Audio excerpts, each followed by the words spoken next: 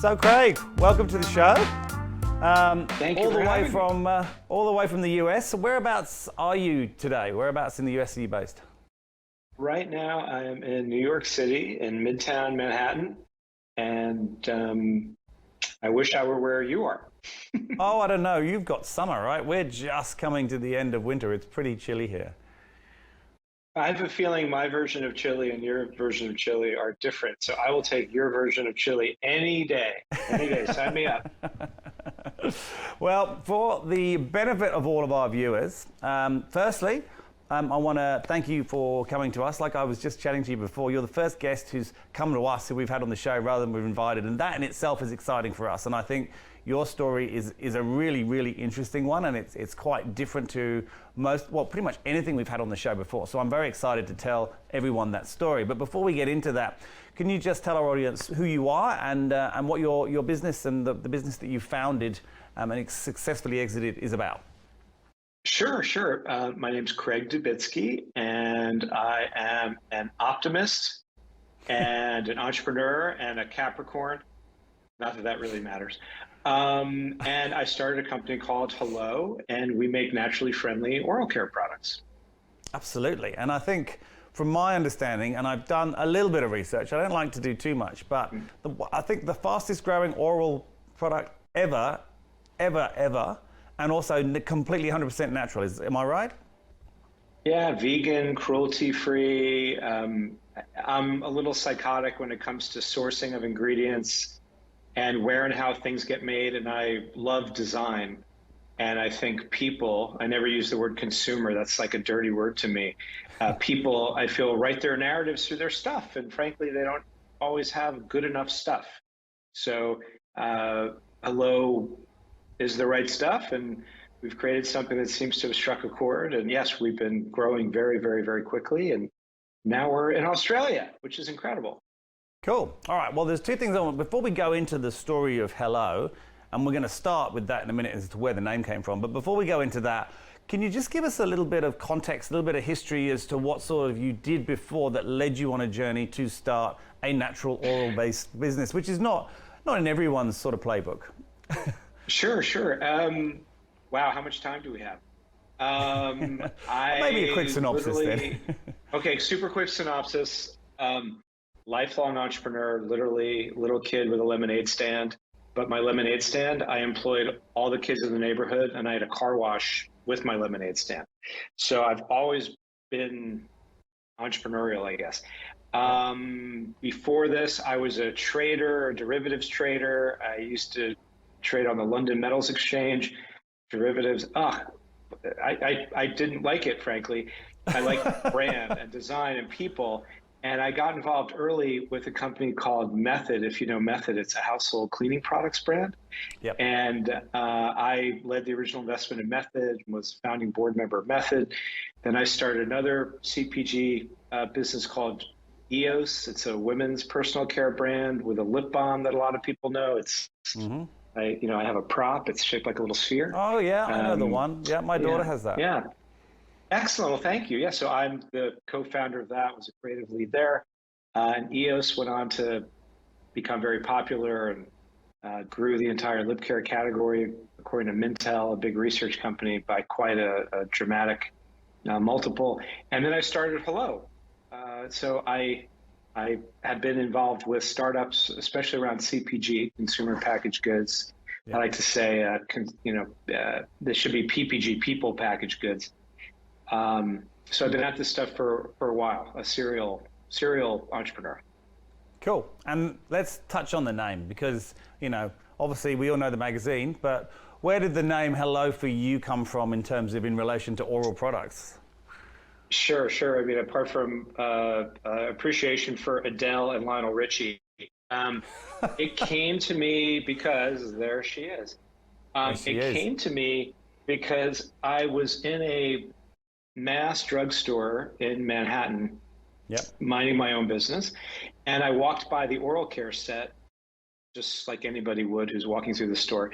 And for some reason, I'm a hypervisual person, and I saw these images jump out at me for all the wrong reasons on the products. I saw all these pictures of extracted teeth, and I thought, that's really weird. I mean, highly stylized extracted teeth, they were beautifully rendered.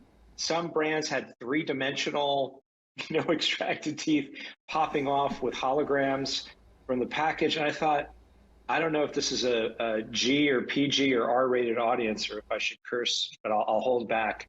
I thought, like, what the blank? Why on earth are they showing me extracted teeth? I thought the whole point of these products was, to tell me if I use them, the teeth would stay in my mouth. Why are they showing me think so. extracted teeth, right? It just seemed very counterintuitive. So I picked up a product that I used, and I'm not a chemist, and I'm not a scientist. And even as a layperson, I looked at this ingredient that was sort of the star ingredient in this product that I used, and I Googled it, as one does. And I saw that a big regulatory agency in the US basically said you can't use that product in hand soap. But it was in my mouth and in my children's mouth. And I was like, that's crazy. I can't wash my hands with this ingredient, but I'm going to put it in my mouth. Subsequently, that ingredient has been removed from oral care products here in the States, and I'm sure it has been removed all over the place. Yes, it's a very good thing. But anyway, what struck me was that I had no idea what I was using. My dentist had told me this was, the right stuff to use, and yet there were these ingredients that seemed very suspect to me. And the other thing that really struck me was that everything in the category used this really aggressive language, killing and fighting and eliminating odors and germs and bacteria. Everything seemed to be about killing and fighting. And I thought, all I want to do is smile, and everything is scaring me. Like, if you don't use this stuff, the dentist is going to drill, fill, and bill you. If you're not whitening, you're frightening. The job interview won't go well. You won't get the job. You won't get the kiss goodnight. So you won't get paid and you won't get laid. Everything is scary. And I thought, this is the most unfriendly category I've ever seen. And the friendliest word I could think of was hello. So I did what any, red-blooded entrepreneur would do next. I decided to start an oral care company, and I trademarked the word hello all over the world. Go figure. You trademarked hello? So, It's interesting. Yeah. I've been trying to trademark nudge to no avail because it's such a verb, but you seem to have trademarked hello. We need to talk about trademark lawyers when we finish this episode. Yeah, call me. Definitely give me a shout. Find me, Skype me, ping me, FaceTime me, you name it. Cool. Well, look, I like the name. I think the name it's very positive, right? A lot of positive connotations. I'm all about positive connotations in names. Okay, so I never noticed that. It's interesting. My father was a dentist, my grandfather was a dentist, and my grandfather. I decided not to go down that route. All in London. I'm British, but yeah, it's interesting. I'd never thought about it, but you're quite right. It's a industry built on fear more than it is built on more on the benefits. It's very much on what will go wrong. Okay, so you come up with a name. You've obviously done work in this space before, so you know people who are going to be able to create a product.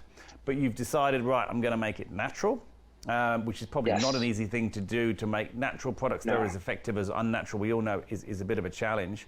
Talk us through that journey. And when was this? How long? Obviously, I know you exited it in 2020, although you're still there. Well, but when did you actually found the business? I started it, I'm so bad with dates. I'd say about 11 years ago or so. Okay, cool. 10 and a half, 11 years ago. But it's interesting. You say, you exited. And a lot of people ask me about that. They're like, you had an exit. I like to say, actually, I had an entrance. And I feel like for most entrepreneurs, and I'm also an investor, when I hear entrepreneurs tell me like, yeah, we have this great idea and this is what's going to happen, and we're going to have an exit. That's usually when I look for the exit, because it's not so much about an exit. You have to try to build something that's enduring and meaningful. And if you do all that stuff right, you don't exit. Someone might want to work with you or acquire you, but it's not about an exit. And I feel like it's really more about how can you create something that's got value and that can be extended in a bigger way. So I just wanted to touch on that. But the first thing I did after having this epiphany in a drugstore, you're right, I was lucky to know a lot of people. And the first person I started working with was a formulator. And I had this really simple thesis, which is anything that goes in your mouth should taste good. If it doesn't taste good, it is no business going in your mouth. So there was that. And because if it goes in your mouth, it's going in your body. And because of that, it should be as natural as possible. And it was very important to me that the efficacy not be compromised by my interest in making sure the thing tasted good. So, it has to work. Like if we made shampoo and you had a bad hair day because it was humid, big deal. You have a bad hair day. The next day, the weather might be better. You might travel. No big deal. If you have a bad tooth day, it doesn't get better the next day. No, right? it does not get better the next day. So, yes. So the seriousness, the gravitas of the category sort of demanded that we make a product that could perform, because at the end of the day, it's a wellness product. But I'm going to show you something which you should never do. And I'm holding my phone. I apologize. My laptop is being a little ornery, but this is a fluoride-free product. Yeah, sorry. So don't ever do this. And I don't know if I'll get it on the screen, but Love the interaction in this. Well, don't do that. No one watching, please do not eat toothpaste. Well, this is episode 80. No one's ever done that before. I'm trying to be original for you. I'm going all out. I'm loving it. Yeah. So to make a product that's as natural as we could make it, and still be efficacious, that was the win. That was what I was going for. What flavor was that, by the way? It's a mint. Okay. It's actually, that one's a little bit of mint, spearmint, and peppermint. Yeah, it's delicious. but please don't eat toothpaste. Train professional. So I don't think we have a lot of child viewers, so I think we'll be fine. But so let's go on from there. So you've managed to come up with and I don't imagine that was easy. I imagine there was a lot of iterations to get to the product that you were happy with, and I imagine there's been many more since then. There's a lot of toothpaste out there, crowded market. There's a lot of big players like your current partner who's joined you in your business, right? With big budgets around marketing and so forth. How do you go and take a product like that to market and achieve the growth that you achieved, which was quite extraordinary, right? And I'm sure it wasn't as simple as that. Mm-hmm. So let's hear a little bit about the struggle of it, because I like people to talk about, I like the realism of this show in that we make sure the founders say, look, it might have looked easy, but it was damn hard, and this is how we kind of went about it. So tell me a bit about it. God, is it damn hard. Yeah, no, you are spot on. To say it's hard, this stuff is not for the faint of heart. So for any entrepreneurs that are listening, watching, first of all, kudos for going for it, and stay passionate, because this stuff is tricky. So it was not a straight shot. There were many times where I thought, we're not going to make it. We're going to get pulled off of shelves. The big guys are going to price promote us out of existence. They're going to bury us, and with better merchandising, they're going to advertise more. So what I used to do was, there are a few things I used to do. One is, with retail partners, I would eat the product like I just did, and say, if you eat that other product, like, I need to call emergency services. Like, I need to get them ready to get here and help you out. And I would say things like, I've used my grandparents' toothpaste, but I don't want to, because I've seen their teeth. Their teeth are in a jar by the side of the bed. Yeah. Like, why would I use the same toothpaste they did? And then I would just tell the story. I would show them pictures of the fields with me and the growers, or me and my tiny team. I mean, I started hello, it was me, 3 people, and a dog. So I'd show them videos of us literally frolicking through the fields of mint with our 4th generation women-owned farms in Oregon. And I would tell them, like, we're small, we're nimble, and try the product. It's delicious. And usually, it's not just storytelling. I think it's more story being, there wasn't a void between the people that were in the room with retail partners and the people that were making the product or designing or writing the copy for the product. I was the guy writing the copy. Yep. So there was a direct, sort of line of sight into what we were doing and how we were thinking. And I like to say you can't outsource soul, So it was a very sort of intimate set of relations we were able to build with retailers very quickly, and then using, any opportunity to meet with people and speak with people. That was a huge thing, because we couldn't, to start with television commercials or anything. I'd go to any event I could. I'd talk to kids in school. I'd talk to college students. I'd talk at anything possible, because last I checked, most people in any kind of audience typically have teeth. So I would just go meet people all the time. I'd stand in a store. I'd buy product for people in the store and give it to them, like sample, anything I could do to get people to try it, because I knew once they tried it, they would love it. They'd say, I didn't know toothpaste could taste this good, or I didn't know the tube could feel this good. Like we have these custom tubes, and I don't know if you can see what I'm doing, but like I'm giving it a good squeeze and it just keeps coming back. I can see. I'm upset that we can't touch it here. I would love to, mind you, you're coming to Australia and we'll come back to that later, but I would love to get my hands on that. So you don't get that horrible tube. Great. You know what? This morning, I use my toothpaste and I'm at that stage where really it's time to replace it, but I'm not ready to replace it yet because I know there's a good 5 weeks left in there if I've just got the tenacity to keep getting it out, right? That doesn't happen with your tubes, right? They stay that way the whole time. Custom. Yeah, they're custom tubes. They keep their shape. And I like to say we're saving marriages. We're keeping love alive. We're saving relationships, because people break up over stuff like this. They're like, he's such an idiot. The way he squeezes the tube.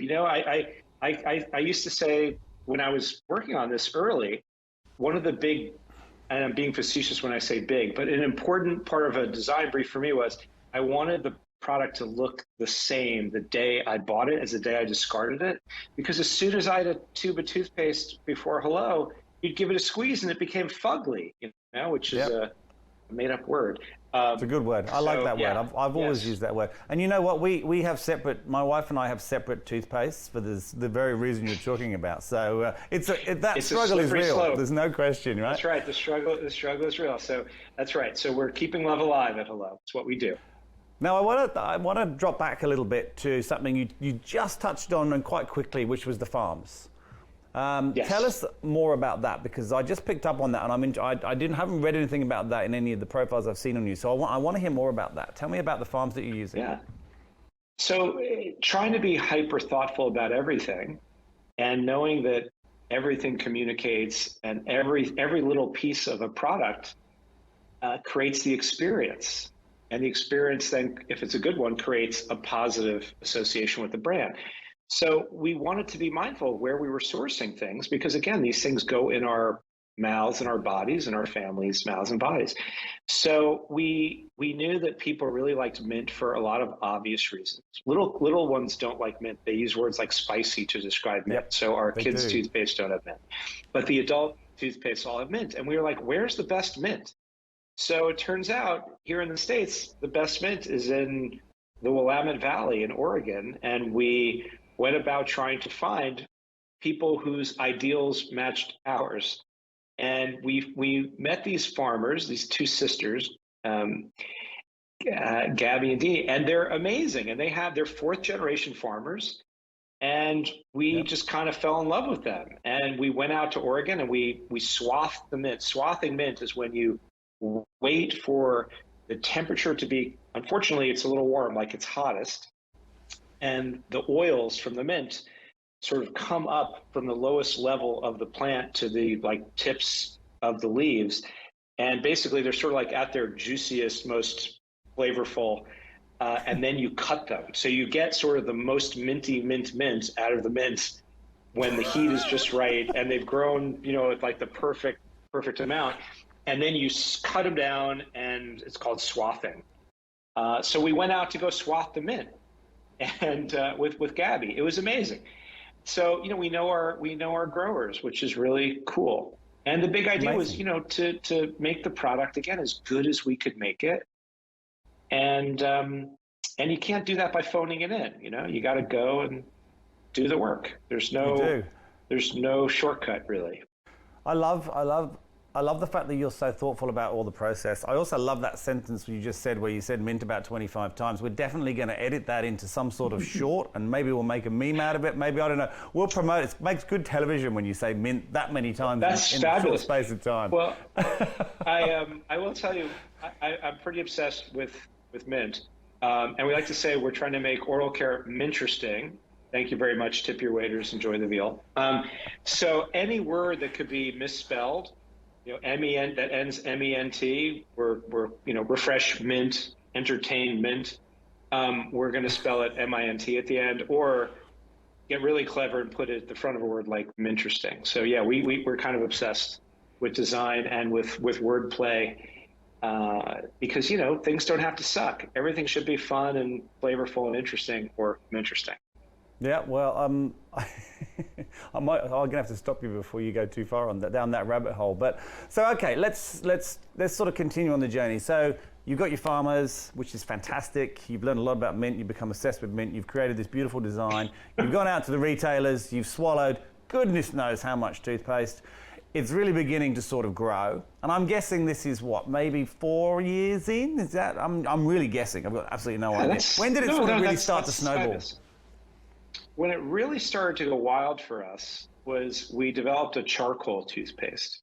Ah, yes. And charcoal has been around for a very long time. It's an ancient ingredient. I mean, charcoal was used by ancient Egyptians to clean their teeth. So it's not like no one had ever used charcoal before. But believe it or not, in modern times, it was very, very hard to find a charcoal toothpaste in the mass market. So in the States, we were really the first to commercialize charcoal. And charcoal, for those who don't know, like our charcoal, it's not like the briquette you would use, to grill your food. Our charcoal comes from bamboo, and bamboo is a highly sustainable source because bamboo grows like crazy. And we're very careful about the specs we use on our charcoal. So the particle size of our charcoal is such that it won't get caught under your gum line and cause any damage. The level of abrasiveness is tempered in a way so it's safe to use every day. So we were using charcoal because charcoal is a natural detoxifier. Yep. So it's great at polishing your teeth and removing surface stains. So if you use it, it does a great job of polishing your teeth. You'll see a difference if you use it. It's great. But it's gentle enough to use all the time, every day, multiple times a day, because we were very considered about how we sourced and the way we spec'd our charcoal. So charcoal, we launched it, and people were just captivated for a couple of reasons. One, the tube was just sexy. I mean, it was a black tube of toothpaste. It just looked really cool.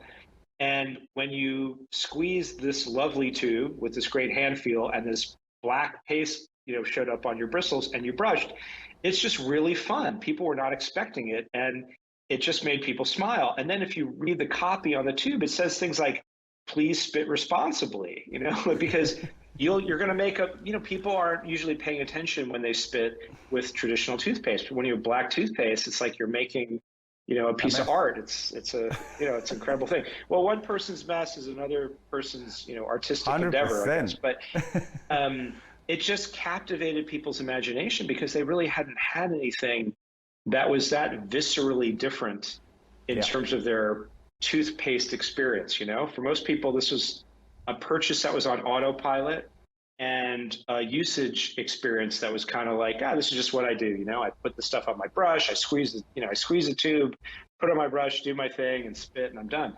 So, the bar was pretty low, I think, in a lot of ways in terms of making the experience a little bit more, fun. Absolutely. And we went for it, and things went crazy.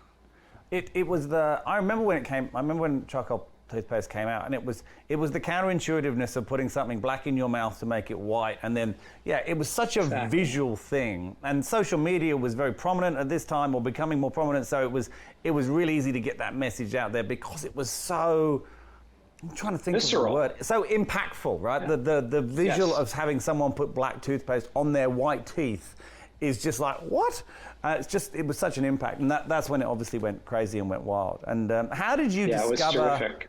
Or not discover, because you're right, charcoal has been around forever, but what made you go down that route? Was there something is it something you've been looking for, or more of a whitening agent, and you discovered it, or was it something you always wanted to do, or because you were really one of the first to ever really do this?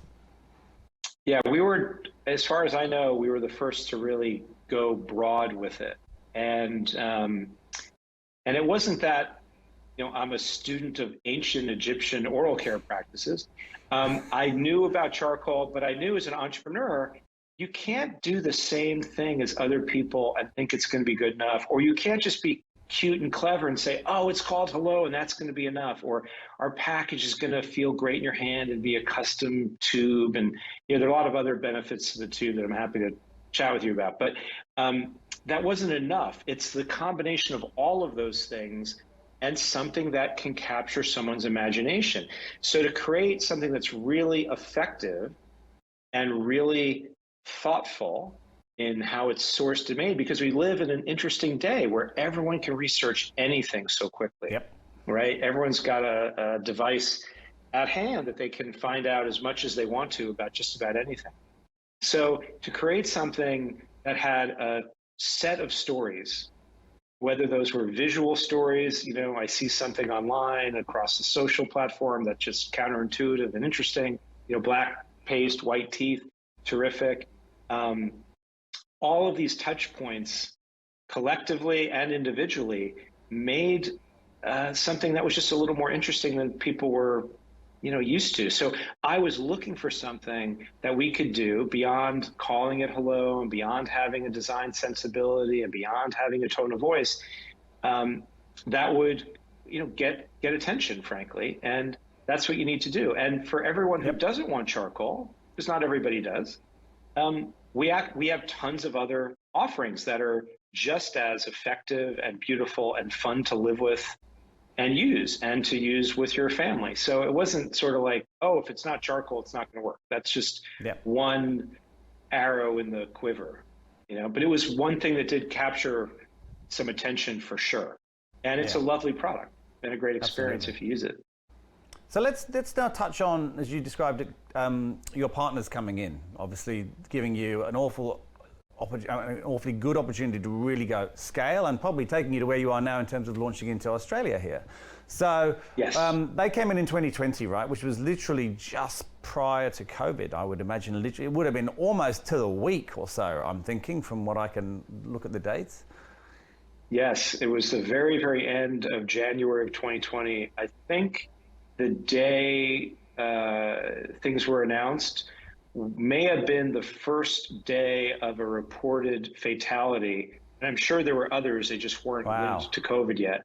But I think that was the first one where people just said definitively that this person had perished due to COVID. I'm sure there were others, but anyway, I just remember it was certainly making news then. Yeah. I was traveling at that time, and it was really right at the beginning. But how did that deal come about? Because those deals don't just sort of happen. How did that deal come about to obviously sort of happen at that time?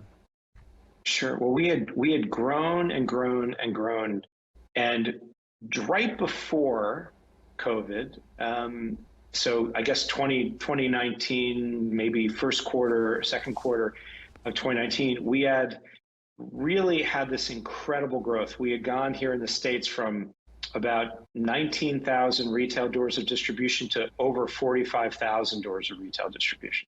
Wow. And we started outselling in certain very large chains. We were outselling, the biggest brands in oral care. So, the numbers were really telling the story for us. We didn't have to really, it's not that we didn't do work. We did work, again, focused on our brand and our little company and making the best products that we could, that people could fall in love with. And that's all I kept saying over and over and over. Like, that's our job. Our job is to make the best products we can that people can fall in love with. The rest will take care of itself, whatever that may be. It's to run a business profitably, because if you're not profitable, you're not really in business. So it was, again, focus on the product, focus on the right product for people. So literally focus on people first, make the best product you can. And if you do that right, with great intent and purpose and passion, you will grow. And we were able to grow. We grew so much that, frankly, we had multiple suitors. And people called on us. So it wasn't that we ran, out looking to, how do we sell this company? That wasn't the goal. The goal, again, was make the best products that we could, and the best brand that we could, and the best experience, and the coolest company we could. And we were very fortunate that Colgate was one of, a handful of companies that had approached us. And what I really loved about Colgate, because people ask me all the time, they're like, why are you there? They acquired your company, and that's why I say it's not an exit; it's an entrance. Yeah. The reason I was so excited about Colgate was a lot of people don't know this, but Colgate is the most penetrated brand in the world. More households wake up with Colgate in it than any other brand in the world. And the fact that they were so lovely in their approach, they were like, we love your brand. We love what you've done. We think that we would be a great fit and a great partner for you and your people. And they just were lovely. Good language. I mean, it sounds like sounding maybe fluffy here, but I really mean it. They were just incredible. And they were so humble. It's an incredible company. It's 200 years old. I mean, they make amazing products. They're the best in the world at oral care. And to know that they wanted us and they were like, we want to learn from you, and anything we have that could be helpful for you, it's yours. And that was, I mean, talk about lucky. I mean, I'm the luckiest person you just met. It's been incredible. And I knew I wanted to stay here because I have this interesting role. I mean, I have this, I'm the founder of Hello, and I'm sort of, eyeballs, eye teeth deep in Hello. But I also have this amazing, position inside of Colgate helping with innovation. And it really is a caring company. They do incredible things that they just don't talk about because they're like, why were we wasting energy talking about ourselves? Let's just focus our energy on doing good things to help people. So I love that. And during COVID, we did amazing things with Colgate as a company to, provide products for people in harm's way. And it wasn't about, well, if we do that, what's our social media strategy to let people know? They're like, no, we're just doing stuff because it's the right thing to do. And that's how we operate. It's a lovely, lovely company, for real. Amazing. That's good to hear. It's really good to hear because, when you're dealing with any kind of corporate from the exterior, you have no idea. I mean, I have had businesses in the past, obviously with startup scale-ups now, but I've had businesses in the past that have worked with corporates. And the one thing I learned very quickly is the exterior veneer of a corporate is usually the opposite of what the interior is. Not always, but they're very, when you get into them, they're not as they seem. And some ones that don't really come across that well are amazing internally, and other ones that portray themselves as amazing are not. So it's good to hear that from someone in that sort of unique position that you're in. Well, let's talk about the future now. And why we're on the show. So you're coming to Australia. Well, you're not coming to Australia. Well, yes. You may be, but Hello is coming to Australia. I wish I were there now. Yeah, I'm dying to be in Australia. Yeah, and we've launched in a handful of doors. So we're there. We're there as we speak. So where can we get your product? So Woolworths, yep. Chemist Warehouse. I'm pretty sure Amazon for sure. If you're in Woolworths and Chemist Warehouse, then if you're in Woolworths, Chemist Warehouse, and Coles, that's pretty much every street in Australia. I think Coles just online for now. Yeah, so I think Coles. I don't know if we're in the stores yet, but we're definitely Coles online. And I think we're going to be any moment now, fingers crossed, Priceline as well, okay. Which is terrific. So yeah, absolutely. And we're not stopping. And we're very, very excited to be in those doors with more to come. And the company is not Hello Oral Care Inc. It's Hello Products. So you're going to see other things from us as well. Anything you want to give us an insight into now? Anything you want to sort of give us a sneaky preview on? Well, I think anything that could be made better and more beautiful is fair game. And anything that could be made, again, like friendly to the eyes, absolutely. Friendly to the environment, absolutely. So yeah, I mean, a sneak peek, we have some beautiful deodorants and antiperspirants. The packaging is beautiful, and it's 100% post-consumer recycled material. So the product packaging was something else before it became what it is, and it's fully recyclable. We have a whole host of other things you'll see soon, I hope. I hope we just keep expanding. Yeah, and a lot more oral care. It's a big category, and it's a daily use category. You can't disintermediate it. You can't say, well, I'm not sure about the markets, so I'm not brushing my teeth this week. It's like, no, you're going to brush your teeth. I hope, every day, multiple times a day. Or you're not going to say, "Oh, it's my birthday. I'm brushing 8 times today." I mean, I hope people do that. That's great. But it's a pretty steady state. So we like being in it. It's the idea that we can elevate the everyday for people is super, super cool for us. And we think there are a lot of other areas around oral care and adjacent to oral care that are ripe for adding our flavor of friendly and fun to it.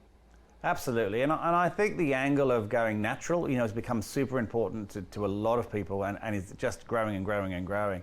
The packaging is becoming super important, as in growing and growing and growing.